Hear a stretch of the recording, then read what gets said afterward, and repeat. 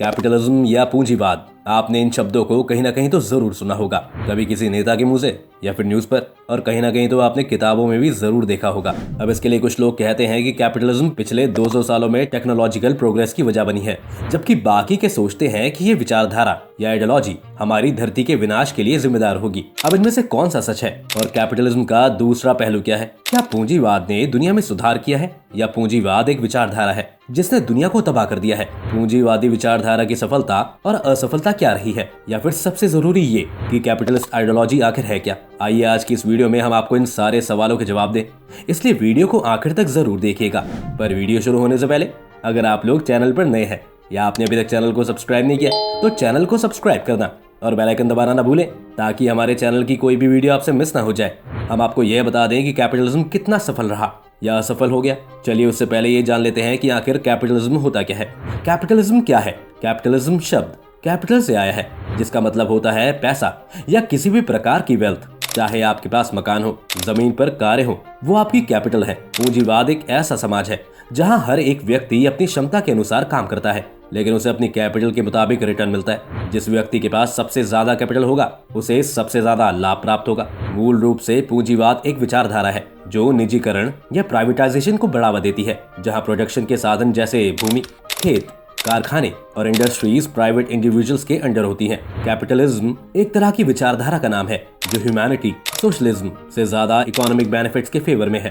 Capitalism में भावनाओं से ज्यादा पैसा कमाने पर जोर दिया जाता है। कैपिटलिज्म इंडस्ट्री एवं टेक्नोलॉजी के डेवलपमेंट से इंस्पायर्ड था। आपको बता दें कि पूंजीवाद का जन्म अमेरिका में हुआ था। अमेरिका एक ऐसा देश था जिसने कैपिटलिस्ट आइडियोलॉजी को अपनाया और इसे इसके अंतिम छोर तक लेके गया। कैपिटलिज्म एक ऐसी विचारधारा है जिसे हर देश अपनाना चाहता है, परंतु ये बहुत मायने रखता है कि उस देश की स्थिति क्या कैपिटलिस्ट आइडियोलॉजी के अनुरूप है या नहीं, क्योंकि यही सफलता और असफलता को डिटरमाइन करती है। आपको बता दें कि पूंजीवाद का संबंध इकोनॉमिक एक्टिविटीज से होता है।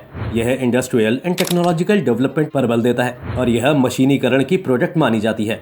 पूंजीवाद एक इकोनॉमिक सिस्टम है जो मनी और वैल्यू सिस्टम के नाम से भी जानी जाती है। लेबर डिवीजन एवं वर्कर्स के बदले मशीनों के विकास पर बल दिया जाना कैपिटलिस्ट आइडियोलॉजी का ही एक रूप है। किसी भी राष्ट्र का उसकी पूंजीवाद की ओर झुकाव उसके डेवलपमेंट की स्थिति को जरूर दर्शाता है, लेकिन कैपिटलिस्ट आइडियोलॉजी या आइडियाज हर एक समाज की सर्कमस्टेंसेस के अनुरूप नहीं होते। इसका एग्जाम्पल हम शीत युद्ध के दौर में देख सकते हैं। रूस की आर्थिक स्थिति कमजोर होने के बावजूद भी वह दूसरे देशों से हथियार और दूसरे सामग्री खरीदता था, जिससे उसका राजकोष का सारा धन उसमें ही खर्च हो जाता था, जिससे उसकी सामाजिक, आर्थिक और एजुकेशनल सिस्टम पूर्ण रूप से बिखर चुकी थी। इसी का अनुभव करते हुए मिखाइल गोर्बाचोव ने शीत युद्ध का समापन किया और सोवियत संघ का डिसइंटीग्रेटेड हो गया। किसी भी राष्ट्र के लिए उसका औद्योगिक एवं तकनीकी विकास काफी मायने रखता है, लेकिन प्रेजेंट सर्कमस्टेंसेस को देखते हुए यह काफी जरूरी है कि इन नीति का पालन तभी किया जाए जब उस राष्ट्र की आर्थिक स्थिति पहले से काफी मजबूत हो। तो दोस्तों, ये तो थी बात कि कैपिटलिज्म है क्या।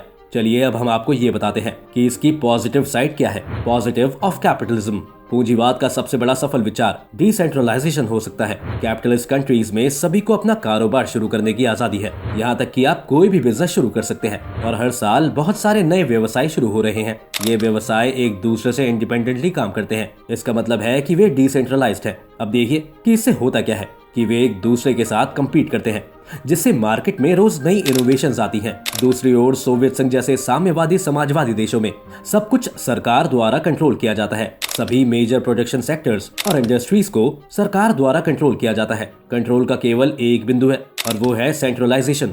ये बात तो हम सभी समझते हैं कि टॉप के कुछ लोगों के लिए देश के सभी प्रोडक्शन मीन्स को कंट्रोल करना और इकोनॉमी को बैलेंस करना बहुत मुश्किल है। शीत युद्ध के दौरान सोवियत संघ के खिलाफ अमेरिका की जीत का ये एक बड़ा कारण माना जाता है, क्योंकि सोवियत संघ की सेंट्रल प्लानिंग की वजह से उनका विकास अमेरिकी तुलना में बहुत कम था। जब कैपिटलिज्म में असंख्य डिसेंट्रलाइज्ड बिजनेसेस इंडिपेंडेंटली काम करते हैं तो वे खुद को बेहतर बनाने के लिए एक दूसरे के साथ कम्पीट भी करेंगे। अब उन्हें यहाँ फाइनेंशियल इंसेंटिव मिलता है, यानी कि प्रॉफिट। इस प्रॉफिट को हासिल करने के लिए व्यवसाय बेहतर काम करना चाहिए। वो अपने कॉम्पिटिटर्स से बेहतर बनना चाहेंगे, जिससे इनोवेशन को बढ़ावा मिले। तो इस तरह कैपिटलिज्म एक फाइनेंशियल इंसेंटिव प्रोवाइड करता है जो इनोवेशन को ट्रिगर करता है। इस इनोवेशन की वजह से पिछले 100 से 200 सालों में पूंजीवाद में हमने तकनीकी विकास का एक ऐसा स्तर देखा है जो मानव इतिहास के 2000 सालों में नहीं देखा था। इसका सबूत आप खुद ही देख लीजिए कि कार, हाईवे, जहाज, इंटरनेट, कंप्यूटर और कैमरा सभी का आविष्कार पिछले 100 से 200 सालों में ही हुआ है। पूंजीवाद के पक्षधर लोगों का ये भी तर्क है कि इसकी वजह से पिछले 50 साल में ग्लोबल स्तर पर गरीबी में कमी आई है, लोगों का शिक्षा स्तर बढ़ा है और समग्र जीवन स्तर में बहुत सुधार हुआ है। पूंजीवाद का एक और पॉजिटिव एस्पेक्ट ये है कि यह सभी को सपने देखने देता है। अगर आप भी चाहें तो टॉप पर पहुंच सकते हैं। सभी के पास टॉप पर पहुंचने का मौका है। अगर आप मेहनत करते हैं तो आप भी गौतम अडानी या एलन मस्क जैसे बन सकते हैं, जबकि सोशलिस्ट और कम्युनिस्ट सिस्टम में आपके लिए इतना अमीर बनना पॉसिबल नहीं है। इसके अलावा एक कैपिटलिस्ट सिस्टम में एक कंज्यूमर के पास जीवन के हर पहलू में ज्यादा ऑप्शन होते हैं। अब अगर हम भारत का ही उदाहरण ले तो एक समय था जब टेलीविजन पर सिर्फ एक ही चैनल हुआ करता था, दूरदर्शन, जिसे सरकार चलाती थी। लेकिन जब टेलीविजन क्षेत्र को प्राइवेटाइजेशन के लिए खोल दिया गया था और एक मुक्त बाजार था, आज आपके पास कई ऑप्शंस हैं। टीवी पर इतने सारे चैनल्स हैं, आपकी पसंद कई गुना बढ़ गई है, आपका एंटरटेनमेंट वैल्यू बढ़ गया है। इसने कई दूसरे क्षेत्रों को भी इसी तरह इफेक्ट किया है। बहुत से लोग कैपिटलिज्म के इन लाभों की सूची देंगे जिनके बारे में हमने आपको बताया था, और बिना एक दूसरे विचार के इस विचारधारा को बढ़ावा देंगे। वे प्राइवेटाइजेशन को बढ़ावा देंगे, लेकिन यह समझना जरूरी है कि इसके कई एडवर्स इफेक्ट्स भी हैं। वास्तव में उनमें से कुछ इतने हानिकारक हैं कि वे दुनिया को खत्म कर सकते हैं। हम ऐसा क्यों कह रहे हैं, चलिए आपको बताते हैं। नेगेटिव्स ऑफ कैपिटलिज्म, एकाधिकार या मोनोपोली। पूंजीवाद का पहला फेलियर मोनोपोली और इनकम इनइक्वालिटी है। यह सच है कि कैपिटलाइजेशन में डिसेंट्रलाइजेशन होता है, कि आपको अपना बिजनेस शुरू करने की आजादी है, लेकिन वास्तविक रूप से क्या होता है कि बिजनेस आपस में मर्ज हो जाते हैं। बड़े बिजनेस अक्सर छोटे बिजनेस को एक्वायर कर लेते हैं। यहाँ यह पॉसिबल है कि एक बिजनेस अपने सारे कंपटीशन को खरीद ले और सिर्फ एक कंपनी बन जाए। अगर कोई ज्यादा कंपटीशन नहीं है तो एक कंपनी पूरे सेक्टर पर शासन करती है और इसे मोनोपोली कहा जाता है। यह अक्सर कैपिटलिज्म में देखा जाता है। एक बार जब कोई कंपनी कैपिटलिज्म स्थापित कर लेती है तो यह कंज्यूमर के लिए टेरिबल होता है, क्योंकि कंपनी कीमतों में बढ़ोतरी कर सकती है। यह कंज्यूमर का शोषण भी कर सकती है। जैसे आजकल भारत में कई लोगों का मानना है कि टेलीकॉम सेक्टर में जियो का लगभग एकाधिकार हो गया है और दूसरी कंपनियां उसका मुकाबला नहीं कर पा रही हैं। पूंजीवाद में इस्तेमाल किए जाने वाला एक और मुहावरा है एक्वायर और ऑब्टेन। मान लीजिए कि आप एक झील में मछली हैं, या तो आप दूसरी मछलियों को खाकर बढ़ते हैं या बड़ी मछली आपको खा जाएगी।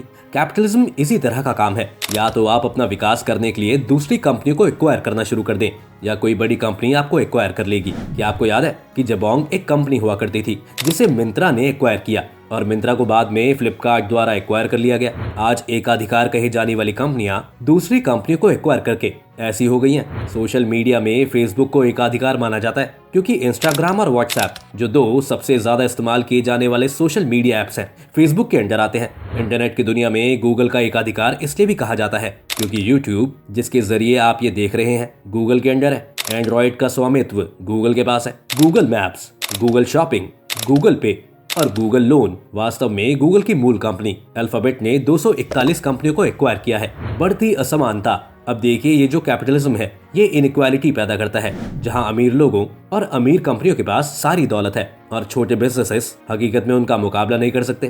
थ्योरी के हिसाब से कैपिटलिज्म में कंपटीशन है, लेकिन वास्तव में छोटे व्यवसाय इन मोनोपोलिस्टिक जायंट्स के साथ कैसे कम्पीट कर सकते हैं। पिछले 30-40 सालों में जब से नवोदारवाद विचारधारा ने विश्व स्तर पर वापसी की है, दुनिया भर में आय असमानता तेजी से बढ़ रही है। 2017 में यह बताया गया था कि टॉप 1% लोग अब दुनिया में जनरेटेड 82% नई दुनिया पर कंट्रोल रखते हैं। दुनिया के सबसे अमीर 42 लोगों के पास दुनिया की आधी आबादी के बराबर संपत्ति है। वह 3.5 अरब लोग सामूहिक रूप से मालिक है। यह संभव ही नहीं है कि ये 3.5 अरब लोग बेहद आलसी हो और इन 42 लोगों ने ही इस अमीरी को पाने के लिए कड़ी मेहनत की हो। मेहनत का सीधा संबंध नहीं है। पूंजीवादी व्यवस्था इसी तरह का काम करती है। जिनके पास धन है वे बहुत आसानी से और ज्यादा बना सकते हैं। या तो छोटी मछलियां खाओ और बढ़ो, या कोई बड़ी मछली तुम्हें निगल जाएगी।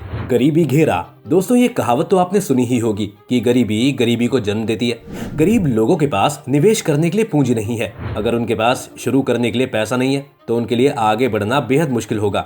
वे अपनी शिक्षा या स्वास्थ्य पर खर्च करने में सक्षम नहीं होंगे और आखिर में वे धन का क्रिएट नहीं कर पाएंगे। इसका मुकाबला करने के लिए कई देशों की सरकारें फ्री एजुकेशन प्रोवाइड करती हैं। Environmental impact. पूंजीवाद की अगली विफलता और शायद सबसे बड़ा फेलियर पर्यावरण विनाश और सामाजिक विनाश रही है। एक तरफ पिछले 100 सालों में गरीबी दर में भारी गिरावट आई है और साक्षरता और शिक्षा दर में तेजी से बढ़ोतरी हुई है। उन्हीं 100 सालों में हमने जो पर्यावरण विनाश देखा है वह 2000 सालों में नहीं देखा गया। यहाँ तक कि संपूर्ण मानव इतिहास में वनों की कटाई, बायोडायवर्सिटी के गायब होने और बढ़ते क्लाइमेट चेंज की गति अनप्रेडिक्टेड है। और ऐसा इसलिए हुआ क्योंकि पूंजीवाद में कंपनियां सिर्फ और सिर्फ अपने मुनाफे पर फोकस करती है। वे वनों की कटाई के ग्लोबल इफेक्ट्स के बारे में चिंतित नहीं है। जब तक वे अपना मुनाफा प्राप्त करते रहेंगे और अमीर होते रहेंगे। लाभ की ये लालसा न केवल हमारे ग्रह को नष्ट कर रही है बल्कि ये हमारे समाज पर भी जबरदस्त प्रभाव डाल रही है। ब्रेन वॉश करने वाले ऐड। ये सच है कि कंज्यूमर्स के पास ऑप्शंस हैं। वे यह चुनने के लिए आजाद हैं कि वे किस कंपनी से क्या खरीदना चाहते हैं, लेकिन वास्तव में कंपनियां हम पर विज्ञापनों की बमबारी करती है। इनसे पूरे समाज में मानसिकता बदल जाती है। विज्ञापनों में यह दिखाया जाता है कि chemically altered, processed, fatty burger आपके लिए बहुत अच्छा है। जब आप इसे खाएंगे तो आप खुश रहेंगे। और जब आप अपने आसपास कई बर्गर स्टोर्स को इन बर्गर को बेचते हुए देखेंगे, जब आपके दोस्त और परिवार के सदस्य यहाँ खाना चाहेंगे, जो आखिर में आपके मोटापे की वजह बनेगा। अमेरिका में 34% एडल्ट्स मोटापे से पीड़ित है। उन देशों की सूची में जहाँ कैंसर की दर बहुत अधिक है, अमेरिका नंबर 5 में है। अमेरिका एक कैपिटलिस्ट देश है जहां फास्ट फूड जैसे शक्कर, पेय के ब्रांड को एक मुक्त बाजार दिया गया है। वे जो चाहे बेच सकते हैं और विज्ञापन चला सकते हैं।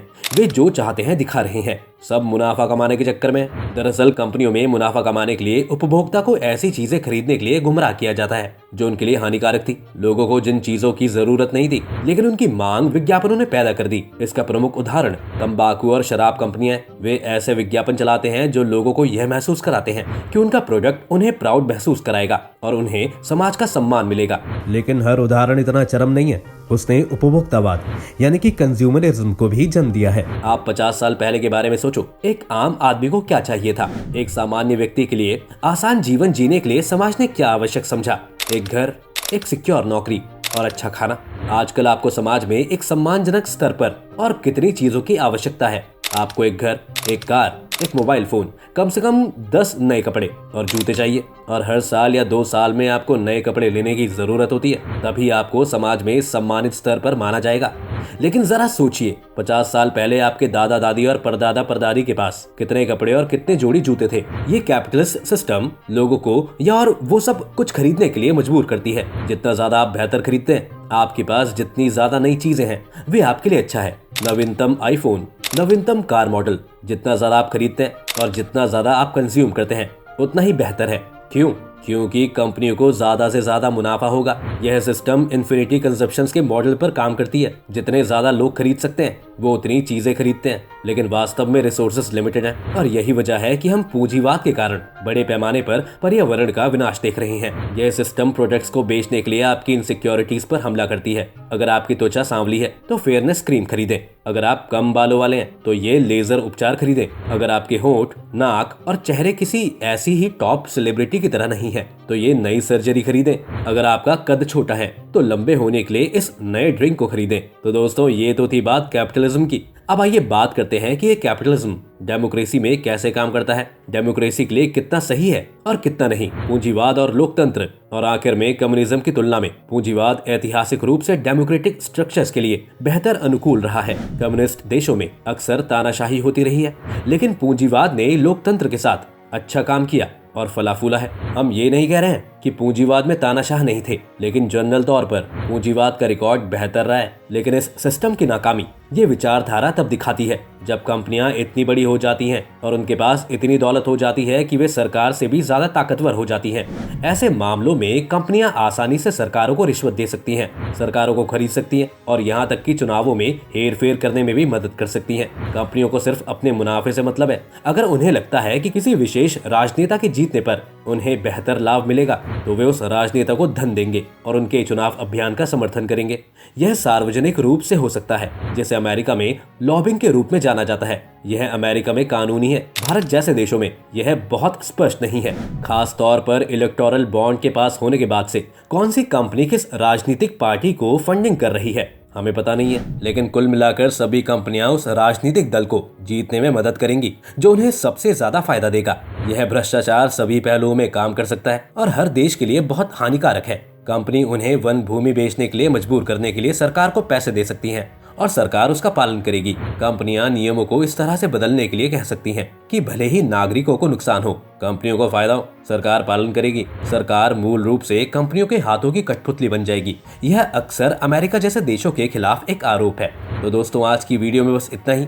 उम्मीद है आपको आज की इस वीडियो से काफी कुछ नया सीखने को मिला होगा। अगर आपको ये वीडियो पसंद आई हो तो वीडियो को लाइक करें, और अगर आप चैनल पर नए हैं तो जाने से पहले चैनल को सब्सक्राइब करना भी ना भूलें।